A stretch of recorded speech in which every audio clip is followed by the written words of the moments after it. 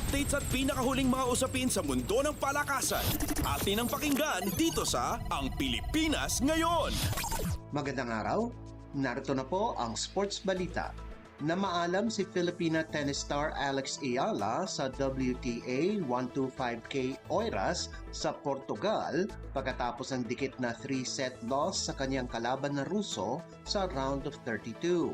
Ang kalaban dapat ni Ayala ay si Gabriela Lee ng Romania, subalit pinalitan siya ni Julia Avdiva ng Russia. Ranked 208th si Avdiva sa World Tennis Association. Kinuha ni Ayala ang unang set, subalit natalo sa loob ng tatlong set kung saan nanalo si Avdiva sa score na 2-6, 6-4 at 6-4. Subalit may magandang balita kay Ayala dahil tumaas naman ang kanyang ranking sa women's singles tennis. Umakyat si Ayala ng tatlong pwesto mula sa number 172 at ngayon ay nasa number 169 na siya sa buong mundo. Sinimulan ni Ayala ang clay court season at inaasahan na maglalaro ito sa French Open qualifiers itong darating na Mayo. Updates at pinakahuling mga usapin sa mundo ng palakasan. Atin ang pakinggan dito sa Ang Pilipinas Ngayon. Nananatiling mainit ang Cherry Tigo sa 2024 Premier Volleyball League o PBL All-Filipino Conference. Pinalawig ng crossovers ang kanilang panalo sa 5 sunod-sunod na laban pagkatapos nilang talunin ang PLDT sa loob lamang ng 3 sets, 25-22, 25-16 at 25-20 sa larong ginanap sa PhilSports Arena sa Pasig City.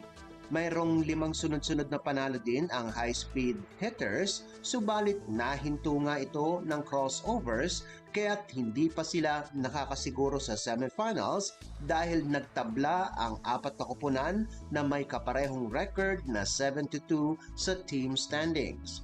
Nagsani puwersa ang Laure sisters na sina Ea at EJ sa kabuuang 22 puntos habang si Savvy Davison ng PLDT ay nagawa ang kaparehong puntos na siya lamang mag-isa.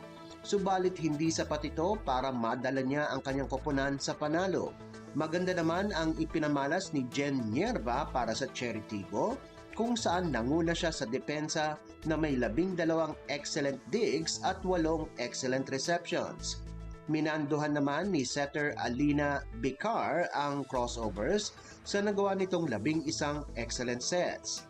Susubukan ng PLDT na makabangon sa Sabado kung saan makakatapat nila ang Signal sa Santa Rosa Sports Complex habang magaan naman ang asignatura ng Cherry Tigo kung saan makakalaban nila sa kaparehong araw ang Akari.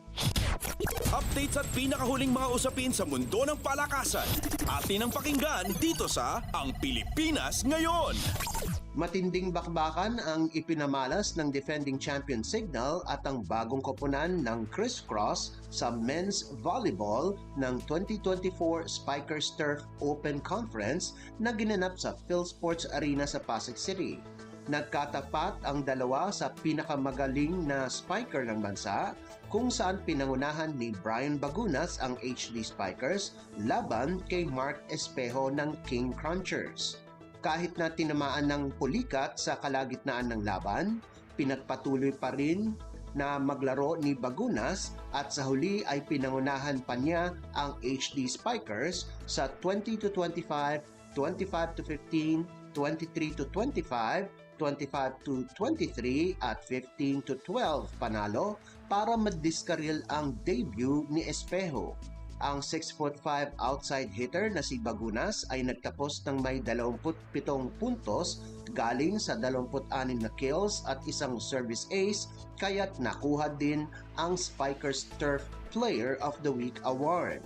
Layunin ng Signal na walisin ang kanilang 3 natitirang laro para makapasok sa semifinals. Susunod na mga kalaban ng HD Spikers ay ang The Navigators na gaganapin sa Inares Sports Arena bago makatapat ang VNS Nasty sa Abril 24 at ang Maverick sa Abril 26 para makumpleto ang kanilang asignatura sa elimination rounds.